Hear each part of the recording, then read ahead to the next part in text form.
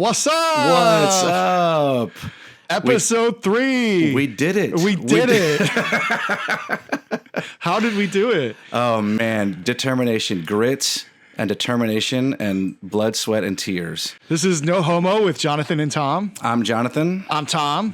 What are we doing here, Tom? We're two best friends, one straight, one gay, riffing on their daily lives, the insanity of current events, what it means to be a man, and gassing each other up while the world burns. That was so good. Also, you peeked out like that whole time. We just spent so much lovely time trying to figure out this sound. So I think just for everyone's sake, maybe we'll cut it out. Maybe we won't. Maybe we'll leave it just like this.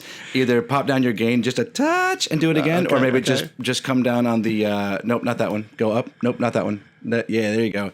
See, this is it. It's DIY. DIY. We show all the strings. We're not here to try to hide and look like we're anything better than we are. We are figuring this out.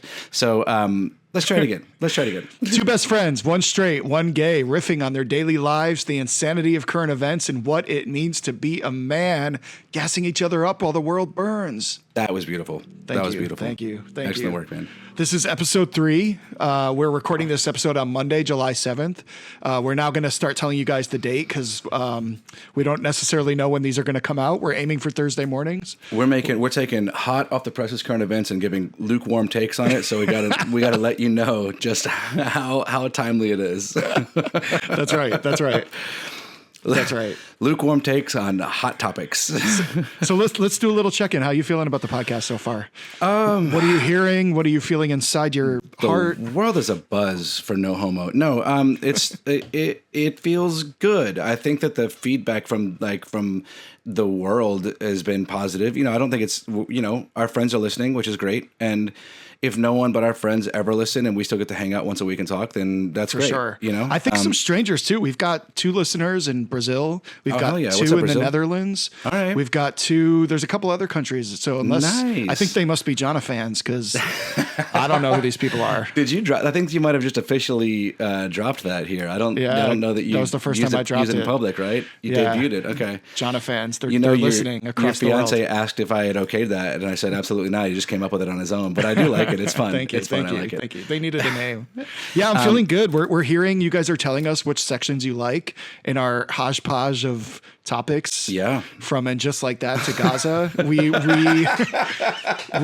do actually really appreciate the feedback we're getting. Please keep it coming. We're listening. Yes. The podcast will probably keep morphing the more we learn about what's working. And absolutely. Yeah. And we just dealt with it a little bit, but we really are DIYing so much of this. So it's been like not only just having it out there, having the finished product out there, but the process of finishing the product has been its own. Oof, it's rough. Its own journey. It's rough.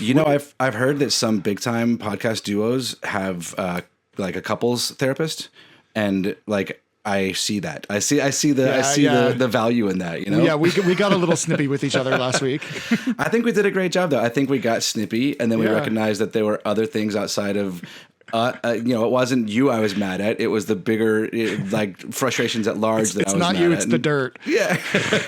No, it is good. It's forcing us to communicate more, which is good. Yeah. And it's just a lot of work. So if anybody else there wants to edit a podcast for free for two sweet guys. Yeah, you get a special thanks at the end. You do. Tom will read you a beautiful thanks. And maybe some swag.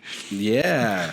We'll get that. I mean, I'm proud of us for figuring it out, but and I don't think anyone wants to hear too long about all the tech blah blah blah that goes into it. But boy, oh boy, there's a lot of blah blah blah. Yeah. What are you hearing? You hearing anything in specific from people? Well, it's funny you ask. I did get a little feedback, and it hit in a funny way because a friend of mine who's been very supportive of the show and listening all along, and I grew up with her in my hometown in Alabama, and she let me know that someone that she still keeps in touch with that I haven't talked to in years. It's a dude that I went to middle school with that I knew from when I was a kid, and he is still in Alabama and still kind of the mindset there. It sounds pretty regressive thinking. Like, it sounds like he's not really putting much work into, learning anything new.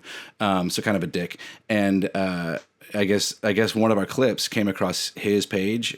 So he reached out to her and was like, "Hey, is this that kid that went to our middle school? And also, how fucked is my algorithm that it's sending me no homo stuff?" And like, so she told me that, and she told me in a way of like saying it's good for the world. It's a good that we're doing this, that it's getting out there. But I would be lying if I said I did not feel immediately like a 12-year-old again, like the little dude who is trying something artsy but is getting made fun of for it, that is, you know, smaller and slighter, and the redneck dudes that are on the football team are just going to like have a field day talking shit about it. I mean, I doubt smaller and slighter now. Well, yeah. You at least got that on him. But, you know, that's why I couldn't affect my height, but that's why I got stronger, because I was just tired of getting picked on. So all the stuff you see. I mean, also, dude, honestly, this is the best you've ever looked. Thank you. Yeah. I mean, I've been a fan since 2007, but like. I do know. And that white t-shirt. Well, look, yeah. I mean, I think we're both wearing them well. Thanks, man. Let's just sell white t-shirts as merch. No branding, just white t-shirts. We're just like we're a Target. We're just like That's amazing. Get your needs. Get your shampoo, your t-shirts, your socks. No, it was. It's funny that you say that. Yes, any muscles that you might see came from a place of fear. Came from a place of being tired of getting picked on and wanting to be able to do something about that. But kind of to that same end, and I don't know. It helps me get over that feeling, like that aggressively like othered feeling and kind of outcast feeling. Helps me get over that, because the same friend told me that she has a daughter who's just like getting older, like in her later teens, and is like figuring out who she is, and like her sexuality is kind of in flux, and her preferences, and her just who she is. She's figured it out, as one is going to do. And my friend said that she had sent over some of our clips, and so like was helping, that she felt like it was helping to show that there are people that, you know, it's not just North Alabama out there in the world. It's not just there are people who think differently. And I don't know. There's no reason to pat ourselves on the back or anything, but I am glad that one of the reasons I want to do this, even though I still have a residual fear of being othered by bullies, is that I think it's important that, for me at least, someone who looks like me and sounds like me and is from where I'm from still can say, look, whoever you are, you're okay. You figuring you out is what's important. Don't listen to whatever bullshit anyone else is giving you. Yeah. You know, so whatever else we're doing here, and however much fun we're having, and whatever happened on HBO Max this week, still, I think at the end of the day, it's pretty cool that we can, at least in some small way, be able to say, man, hey, that's amazing. You're good being who you are. You know. Yeah, that's great. Yeah, I'm struggling, man. I mean, I told you episode 1, this is probably one of the scariest things I think I've ever done. And that has not gone away.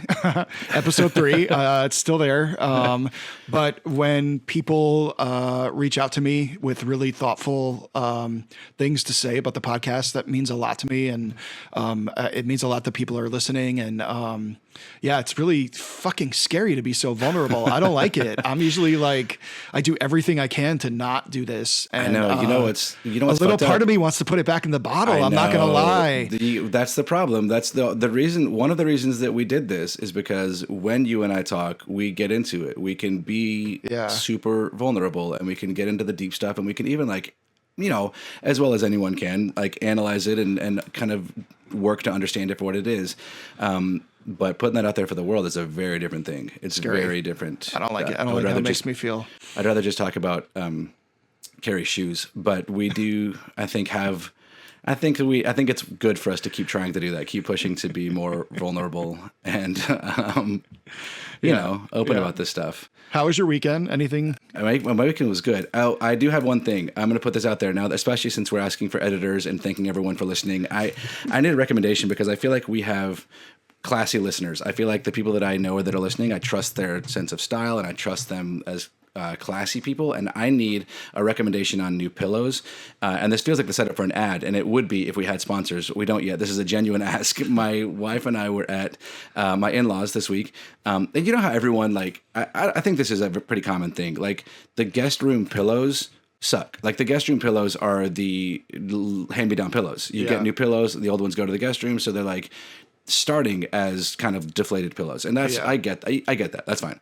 But my wife had the brilliant idea of taking our current pillows from our house and putting them at my in-laws in the guest room where we stay a lot during the summer, because they're wonderful hosts and wonderful people, and there's no personal slight that they have bad pillows, but we're going to take our still decent pillows, put them in the guest room there, and we need to get some new ones. And I just feel like there are people who listen to this show that are going to have good recommendations for pillows. I'm sure. Bring on the pillows. Hit us up in the comments. Yeah, good. And then we'll sell those. We'll sell white t-shirts. We'll sell shampoo and soap and pillows. We'll just be like... With no logo. No logo at all. just fully unbranded stuff. Although I got to say again real quick, I got a message from someone this week from London that they started following me on Instagram because they saw my Paint Nails Punch Nazis shirt out in the wild in London. Someone was wearing it, and they asked about it, and yada yada. The person, so I don't know who was wearing it, but if you were wearing it in London, then reach out to us because you spoke very highly of the campaign and the merch, and the person was excited and jumped in and started. We started chatting about it. So yeah, it was cool. Amazing. It's cool. It's good for you, man. That's Thanks, amazing. man. All right. Well, I think it's time to move on to our most controversial section of the podcast, and just like that recap. We do have at least one fan who thinks the podcast should only be and just like that podcasts. For those of you that don't love this section, we're going to try to push through it faster than we have. We'll try. We know it's been dragging. And also this show will be over soon. The season will be over soon. But I need to come out right out of the gate. I owe Jonathan a big apology. We did many test episodes, 6 months of test episodes. They're in the vault. There will be a paywall at some point, and you guys will be able to watch them. But in one of those episodes, Jonathan kind of ragged pretty hard on it, just like that. Which is funny because of the 2 episodes we have out, it was way worse than that. Like the one that I was given the feedback to pull way back. Yeah. And because I felt like rewatching it later, like it was just a little mean spirited. And Jonathan's an actor, a very talented actor, and I was like, do you really want to put that energy out there?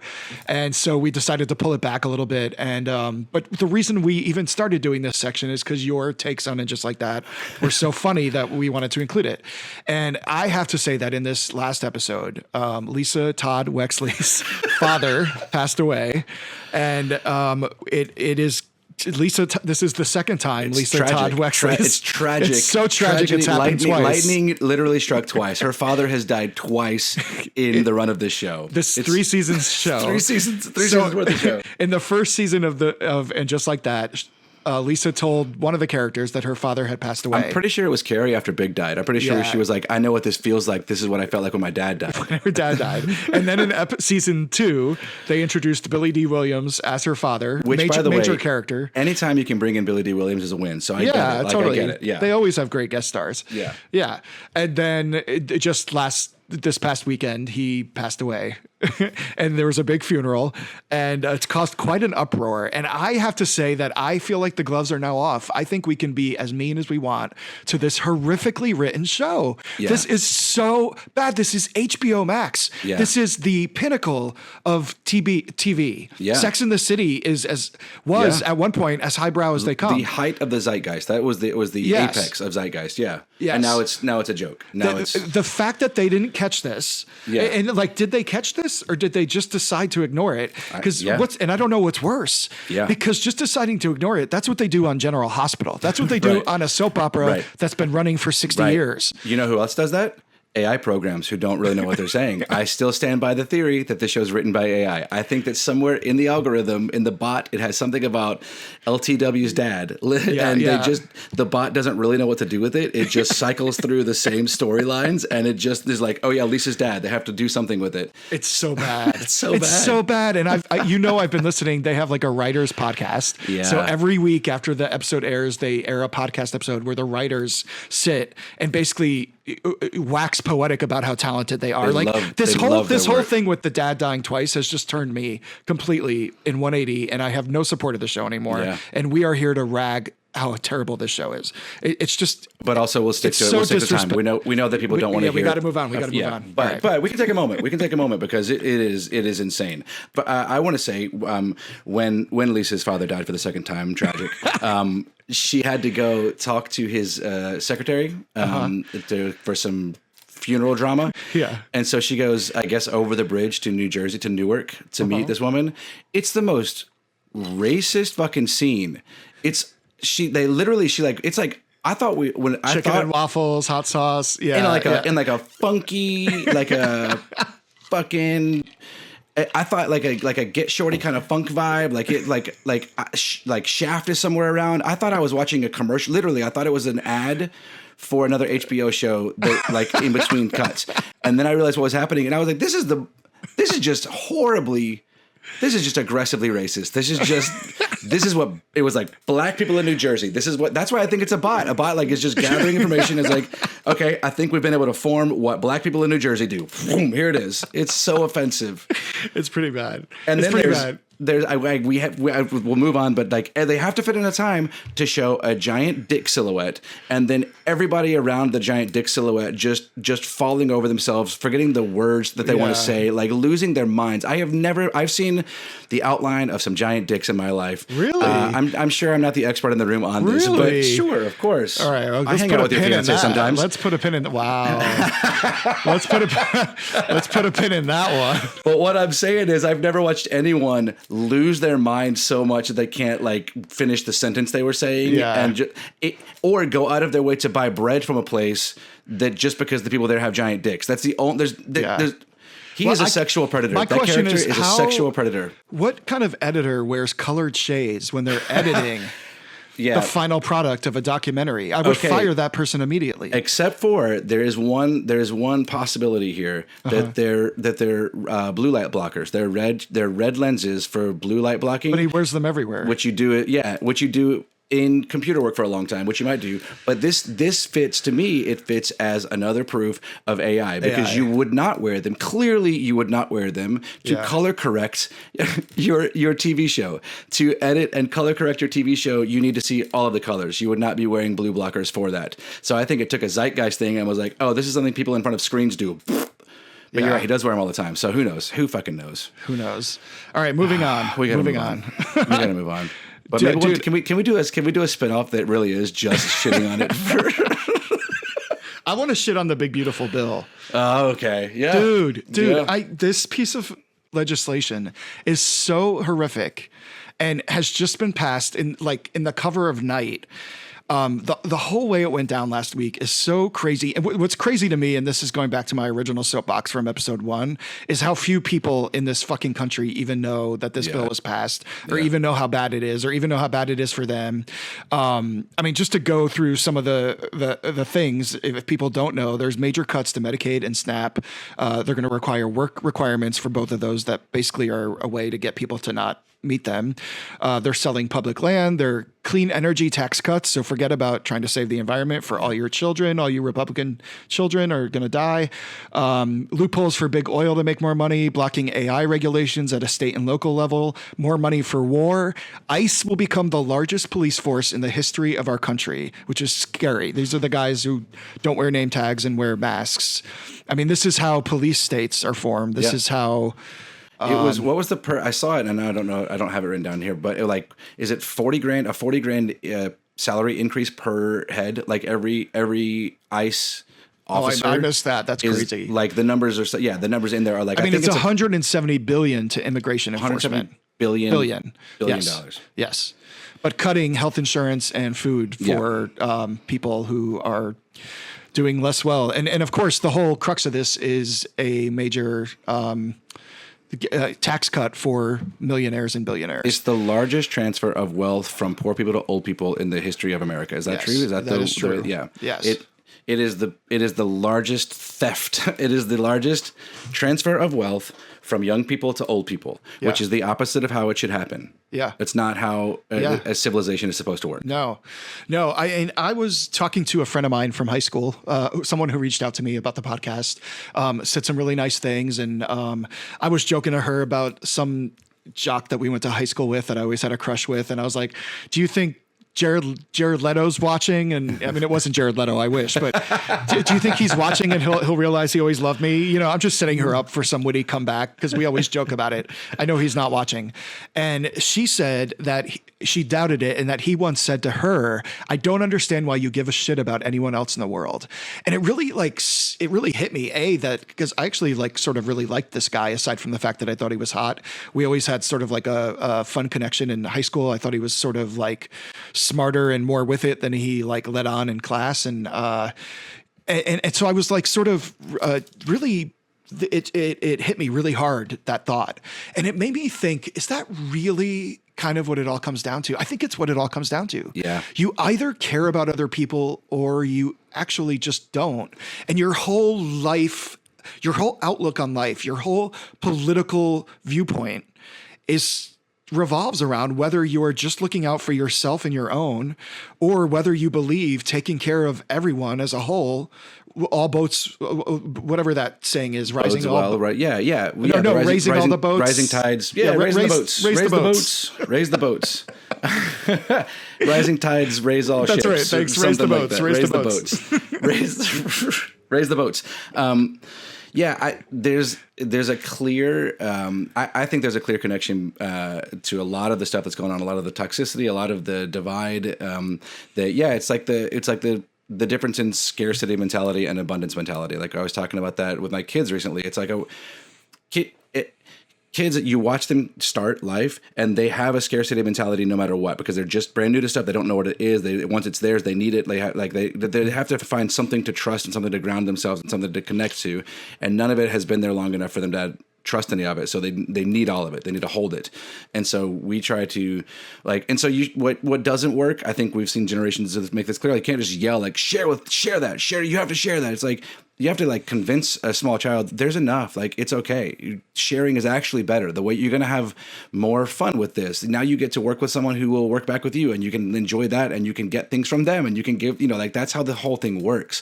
But it has to come from a place of not being so worried you're going to lose your stuff. And I think that there's just such a scarcity mentality for these people that because the truth is, even if you don't give a shit about people, it's actually really short-sighted to think that you can just do away with the bottom third of Americans, and then they're gonna just die or walk away or just go somewhere else. They're gonna fucking come steal your stuff. That's how it works. Also, who's gonna make your McDonald's, bro? Right. What do you? Yeah. You know, is empathy learned? Is empathy something you're born with? I think that empathy is something let's see, that's a good question. I think that you're born with it. I think that you're taught to be scared. I think the scarcity mentality I'm not sure. That's a good question. Now I'm not really sure, because I'm looking at it through my kids' eyes. Yeah. They do have to be taught the idea of sharing, but I think that the idea of this is what I talk to my kids about. That stuff you're feeling inside right now, how you're feeling that stuff inside, everyone feels that. That's what this is. That's what we're all doing, is feeling that stuff. And when it doesn't feel good, or it feels very lonely, or whatever it is that you're feeling, I feel that way too sometimes. And I guess maybe if you don't ever make that connection, and so maybe empathy is learned, and you can go without learning that. I don't know. Yeah. I mean, I think I understand that it exists on some sort of continuum, and I would, dare say maybe I experience it too much. But yeah, I don't know, man. I think about when I was a kid, we were people would make fun of people on welfare and on food stamps, and I remember at a young age in grade school, knowing that was something to be ashamed of, and the kids that got free lunch, I remember being really relieved I wasn't in that line. Yeah. Looking back on it now, my parents probably really could have used me to be on that line. Yeah. That would have really helped us out, but I was so relieved that I wasn't.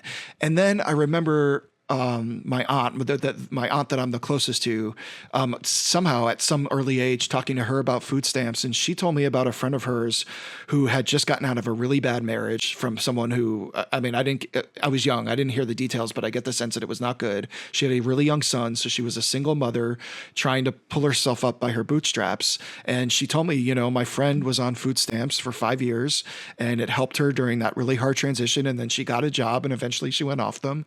And that at a young age, 10 years old, whatever it was, then I understood. I was able to understand why food stamps could help someone. And this, God, man, I just really don't understand how so many people. Yeah, I mean, I don't know. It's just that fear is easier to stir, right? Like fear is an easy emotion to get moving, and fear is an easy motivator. And so I think that like one thing that has, I mean, that's kind of like, you know, the Republican Party as a party certainly has done better at clocking the capacity for evil in people, and the capacity to lack empathy, whatever negative capacity is. Like they're able to really capitalize on and weaponize that spot, that fear and that lack of empathy, and really make moves there, and like really lean into that and use that. And that's what all this shit is. Like this stuff is all this stuff is insane. It's so bad for the economy. It puts us in such a bad spot when it comes to interest rates. We're gonna get fucked on our deficit. Yeah. And also that the rich can get richer. Yeah. That's all it is. Rich families are going to get richer. Rich old people are going to get richer. Their kids are going to stay richer. Yeah. It's pushing inequity. It's fucking putting our whole economy on a tightrope and hoping that it all goes well with a whole bunch of stuff that's never happened before, which seems highly unlikely that it all goes well, for the sake of making the rich richer. I mean, no human society with this much wealth division has ever lasted. Like it becomes a breaking point at some point, and we're nearing that.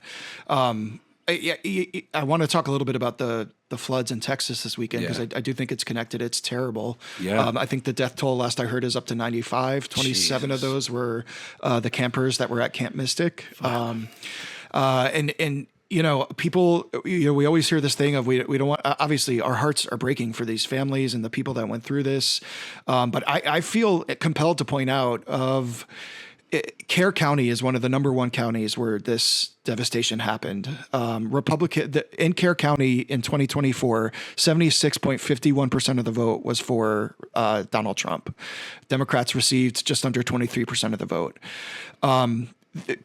People in Kerr County have come forward and said that there exists technology that could have predicted and given warnings for these floods. And Kerr County decided the taxpayers won't pay for it, is what one Kerr County judge came forward and said. National Weather Service in that area, the San Angelo office, they're missing a meteorologist who took the early retirement package that was offered by Doge. That's why the people of Kerr County think they can save a buck by not getting it for the area, because they're going to rely on the National Weather Service, and they're going to rely on the federal level of this. Except for everyone just got cleaned out. Everyone just got given early retirement packages or fucking cut from Doge, and they haven't gotten their job back yet. And it's like this is what happens. This is what happens when you put an irresponsible child with a machete in the room. Like, it's not just silly, and it's not just like mean. It's deeply dangerous. We lose, like there's plenty of waste. There's plenty of waste in the federal government. There's no question about that. I'm sure that there's plenty of ways that we could tighten that up. But when your lack of evidence is your reason for cutting something, the lack of evidence means that it's working. Like when we haven't had more outbreaks for years, and when we don't have major weather problems, when infrastructure works, it's because the pieces are in place for it to work. And you start cutting those, and you get cavalier about cutting those, and this is what happens. People fucking die, and it is awful to. In no way do I want to politicize the death of like 100 people. That's horrible. Yeah. But like, there has to be some accountability. Look at this. This is because services were cut. This is because jobs were cut. This is an intentional move to take away from the things that keep us safe. I think we should politicize it. I don't really fucking care. Yeah, you're right. It's a tragedy. It's terrible. They shouldn't have died, and there's reasons that it happened. Yeah, you're right. Avoidable reasons. You're right. I take that back. Yeah, you're right. Fuck that. Fuck that. Oh man. You know, we started this podcast. One of the reasons we both started it is because we were both feeling so angry about the state of the world. This does help. Which is one of the reasons why I got this. Yeah, that's a good Fish, reason. Everybody. This is Fish's debut on No Homo. Hey, Fish. If you're listening, she's quiet right now. You can't. You have to watch it on YouTube. Yeah, the anger component was like a big part of this, starting this in general.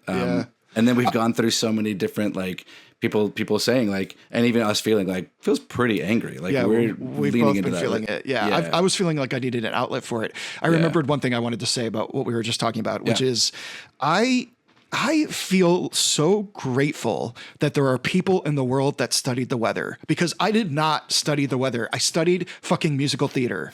If you want to hear an essay about why Pal Joey featured the first anti-hero in musical theater, I am your man, and you will be entertained by what I will tell you. Absolutely, you will. But you get a one-man show of it too. You can get a one-man show, but I cannot tell you about floods and when they're going to come. Yeah. I cannot predict hurricanes. I am so grateful for experts. And I don't understand why we have, in the last 5, 6, 10 years of this Trump disaster, why we have villainized science and why we have villainized experts. Yeah. I think something really beautiful about the human race is that over time we have siloed into these things, and we've all decided, I'm going to be an expert in this and I'm going to be an expert in this. And we can all the boats can be raised. Raise the boats. We can work together. Yeah, it's so counterproductive to society to try and stop that. To try and, I mean, first of all, it's fucking dumb. Why are there so many people acting like you know something about the weather? Same thing happened, like, and we are not going to spend any time on COVID right now, but that shit happened all the time through COVID. Like, why you fucking, some dude that barely passed biology in high school, you're going to argue with national scientists and doctors? Like, shut up. Shut up. You have a weird feeling about it. Shut up. I'm so tired of that villainizing knowledge and somehow raising the idea of ignorance, and like anger and ignorance is somehow championed. It's so anger. So we've both been a little angry. We have. It made me think about this story. You know this story, but I want to tell it because I think it's a good one. I've been excited for you to tell this story since we had this idea. Yeah. So Jonathan and I met a long time ago doing theater. I directed him in a bunch of plays. And for many years, I ran a theater company in Astoria, New York, the Astoria Performing Arts Center. I was the artistic director there. And this was maybe like 2010-ish, a hurricane before Hurricane Sandy, maybe Irene. Yeah. It was like August, and we were operating, the theater was producing out of a church in Astoria. And we took over, they had a large gymnasium with a huge stage, and we transformed it into an off-Broadway house. And we kept everything there. All our stuff was there, our props, our costumes. And at the beginning of every season in the summer, I would go and I would like sort of get the space ready. And so I had spent a weekend there getting this space ready and doing a lot of cleaning and like physical labor. And I was outside of the church, and it was like the day before the hurricane was coming, but there was something in the air. There was like an energy in the air. You could feel the weather was getting weird. And this guy was walking down the street, and he was this little pit bull of a man. He was like 5'4" or something, but like sort of muscly little pit bull of a man walking his little pit bull dog. And he's just one of those people that had like a cloud of anger around him. You could just see it as he came. And I'd seen him before walking his dog in the neighborhood. Yeah. So he walked right in front of me with his dog, and they stopped in front of the church, and his dog took a shit in front of the church. And then the guy had little shit bags with him, whatever they call those, to pick up your dog's poop. Shit bags. We're going to sell those too, by the way. We'll sell some shit bags. And pillows. And he picked up the shit and wrapped it in the bag, and then he left it on the sidewalk right where the dog had just pooped, but in the bag. And a wellspring of anger induced by the coming hurricane like welled up within me. And the guy went up the street and turned the corner, and I picked up the bag and I walked up the street, and I turned the corner, and he saw me, and I was holding the bag, and I was like, I think you dropped something. Oof. And the look in this guy's eye, dude, he unleashed on me. I've never been assaulted in this way. He didn't physically attack me, but he got in my face. He threatened to attack me. He threatened to kill me. He called me a fucking faggot. It was like 10 or 15 minutes of, he was just coming at me, and he turned like a color purple, and it was like lighting a match. And I think a little part of me knew I would do it by handing it to him. And I don't know where the fuck I got the balls to do it. I don't know what I thought I was going to accomplish. And it was bad. It was scary. I've never been more scared in my life until we put out this podcast. And so I was freaking out. And then this, a friend of mine, a costume designer who I was meeting with, came around the corner at the moment and helped me diffuse the situation. We went back inside. He went away, and I was scared shitless, and I thought about it for a couple days. Flash forward a couple days later, there's a yoga studio down the block from me. I have lived I lived in this apartment for a while at this point, like 10 years.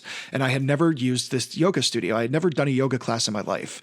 And I'd been curious about it. It was 30-second walk from my apartment. It seemed like a great way to exercise.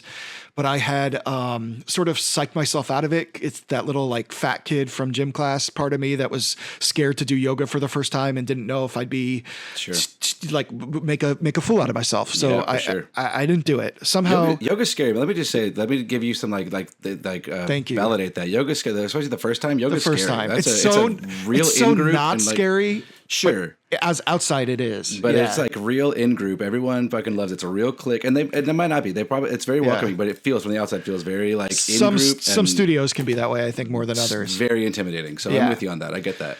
So I finally got up the balls like 3 days later to go to this yoga class. Took my first yoga class. It went really well. I was proud of myself. At the end of the class, we were sitting and in like a Indians, what do they? You can't say Indian. Crisscross applesauce. Crisscross applesauce. Thank you. And we were the teacher told us to send positive energy out into the world to someone we loved. And I thought about someone in my life that I loved. Mm-hmm. And then she said, now I want you to imagine an enemy. And I want you to imagine having a conversation with them. And I want you to send them positive energy. And this thing had just happened with the guy. So I literally imagined having a conversation with this guy. I imagined him coming towards me and apologizing for how he had just behaved the other night. And I sent that energy out in the world. Dude, a week later, I was back at the church. Was standing out in front of the church alone, and I see him come around the corner with the dog. My heart was in my stomach. I was like, "Oh, here we go. I'm going to get the shit beat out of me." He came up to me. I'm getting shivers down my spine as I tell you this, word for word, what I heard in the yoga session. He apologized. We became friends. I still have his number in my phone. I would get him free tickets to every show we did from then on. Yeah. So there's a lesson in there. I'm not quite sure what it is. But it's somewhere in there. I'll tell you what though. I think that I don't know that thing that hippies do, yoga instructors and meditation guides. Tamara Levitt does this like once a quarter, where at the end of a meditation, it's like, all right, give love to someone you love, and then send love to someone you don't love, then send love to everyone in the whole world, and then send love to yourself. And I tell you what, I fucking cannot do it. Like I can do the first one for sure. It's easy to think of a person, and I can do the second. I can do the one that's like someone you hate, someone that you're mad at, and I can kind of like get to the place of like, I understand how the energy, like it will be better for all of us, better for me if I don't hold this. The one for everyone is hard because I don't know how I feel about humanity. It's hard to really like do that. And I'll tell you what, I feel it. I feel the crust of defense mechanisms around me when it comes to the give it to yourself, and I feel the block because like it's kind of like you popping off in that moment, like that was building from somewhere. You've been holding on to something that got you to that point, and like that's just like that's biography for me. That's like day one stuff. Like the earliest things I remember are people telling me that I'm too angry, and I was just fucking stressed. I was like, I had anxiety about everything. I don't think my parents are listening to this, so I don't think it will really matter. But if they do, I'll hear about this. I'll get grief for this. But like when I was a kid, I remember they just didn't get it. They didn't understand what was going on. So I understand that. I can forgive them for that. But they always would joke like that I was real quick to cry. Like I was a real crybaby, and I would cry like even as I was getting older, even into elementary school, 7, 8, 9 years old. I would cry like when my sandwich fell apart, like in the insides fall out of a sandwich or whatever. And I would like lose it. I would start crying, and they would like laugh about it. And at the time, all I could think was like, yeah, I have no control over my emotions. I'm miscalibrated. I'm doing this wrong on the inside. And then it wasn't until later in life I was like, who the fuck laughs at a child who's that stressed out? Like that is clearly an anxious child. Like I get that it's funny. Take a fucking moment and try to acknowledge, like, I think that it's because I went through that, but now with my kids, when I see them get stressed out about something that frankly, there's no reason to get stressed out about, they get upset about something, I have to think like, why is this such a big deal to you right now?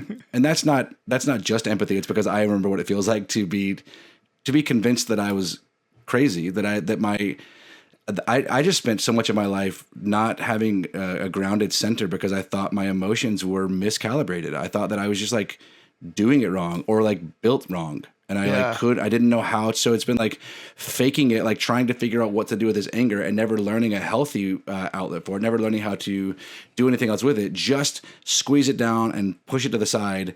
And that doesn't work at all. It just gets weirder and harder at some point. Yeah. Well, I have two things I want to say. One, of anybody in my life, you are the number one person I know who's like doing the work to figure this shit out. So, and it's working. So, thanks, man. Yeah, Thank for you. sure. And also, like, you're a great guy and a great father, and your brothers and sisters are pretty great people too. So your parents did something right. 100% yes. 100% yes. I don't want to just say that they that was just one thing. I think they just didn't have any idea what it was like to have like an anxious child, like a high stress.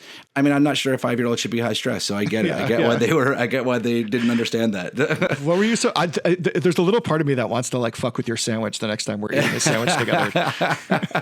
I'll tell you what I used to tell people: if you think that I'm such a menace when I get mad, why the fuck would you want to make me mad? You think it's fun? You think you want to see it? You want to see what happens? It's a little fun when you get riled You up. like it because you're like, oh, you want to fight? You want to let's take off our clothes and fight.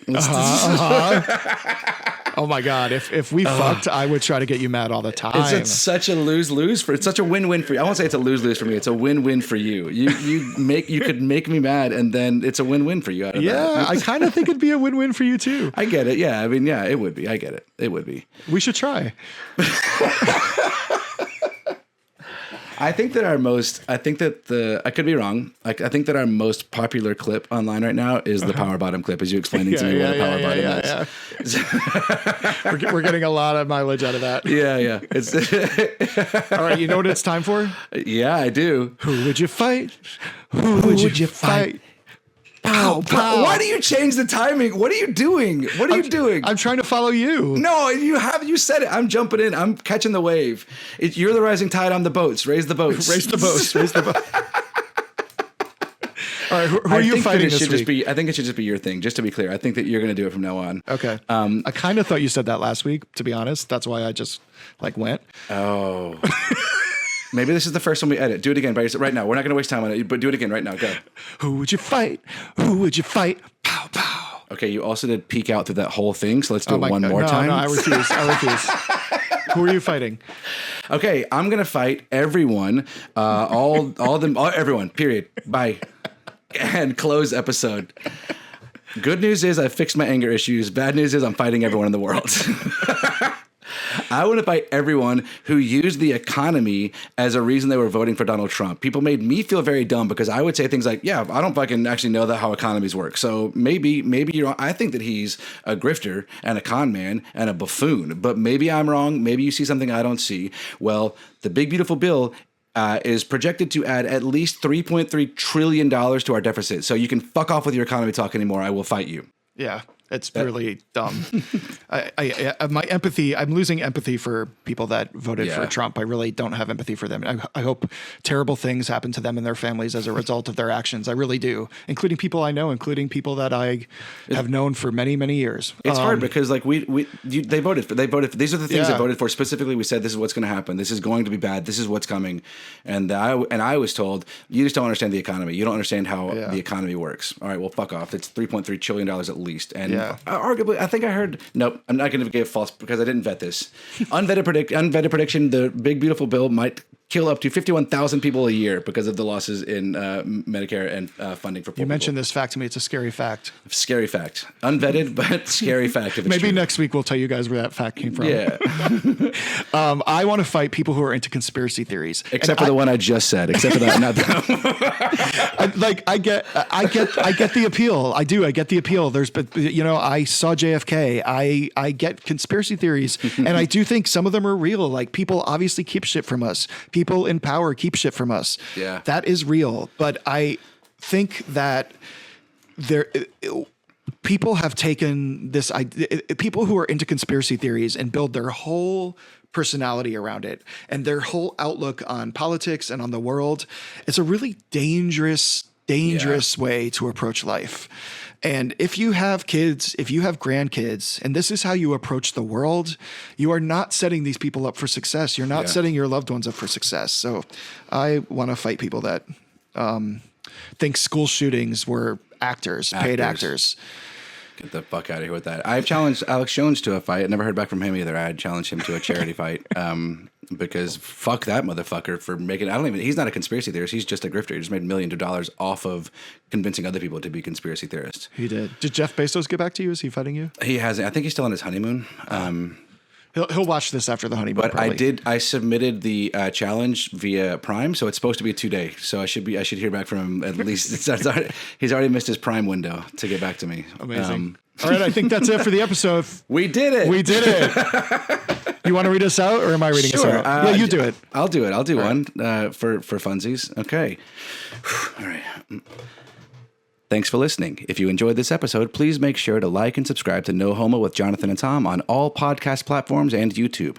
Graphics and music by Matt Ladner, and special thanks to Jen Dornbosch, Naquan Williams, and Forrest Malloy. The opinions expressed on this podcast are solely those of the hosts and are intended for entertainment purposes only. I got close. I got so close. I got so close. Thanks, guys. Thanks for listening. All right. Bye. I love you. Love you.